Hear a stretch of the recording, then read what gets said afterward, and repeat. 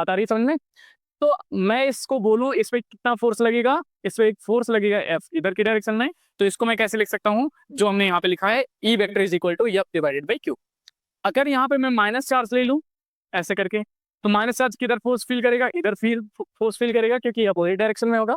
लेकिन अगर मैं बोलूं इसका मैग्नीट्यूड क्या होगा, तो force F is equal to कितना हो जाएगा, क्यू इंटू ई। ध्यान से सुनना है इसको, force F is equal to Q E, ठीक है। और इधर ये यही same force, force Q is equal to Q into E, यही फील करेगा। अब एक कॉन्सेप्ट और है कि हमारे पास एक पार्टिकल है, एक पार्टिकल है जिसका मास m है, ठीक है, जिसका मास m है। बात आ रही है समझ में? और इसमें क्या हो रहा है, एक फोर्स फील कर रहा है ये क्यू इंटू ई, क्या ये इलेक्ट्रिक फील्ड में रखा है और एक फोर्स फील कर रहा है क्यू इंटू ई। बात आ रही है समझ में? तो हमें इस पे एक्सीलरेशन बताना है कि कितना एक्सीलरेशन इस पे होगा, ठीक है। तो हमको क्या पता है, इस पे अगर ये फोर्स फील करेगा क्या, इसको हम लिख सकते हैं F is equal to Q into E. अगर मास m है, ये क्यू ई क्या हो जाएगा, क्यू इंटू ई। तो हमको पता है m into A is equal to Q into E, तो हम a बराबर लिख सकते हैं Q E divided by m।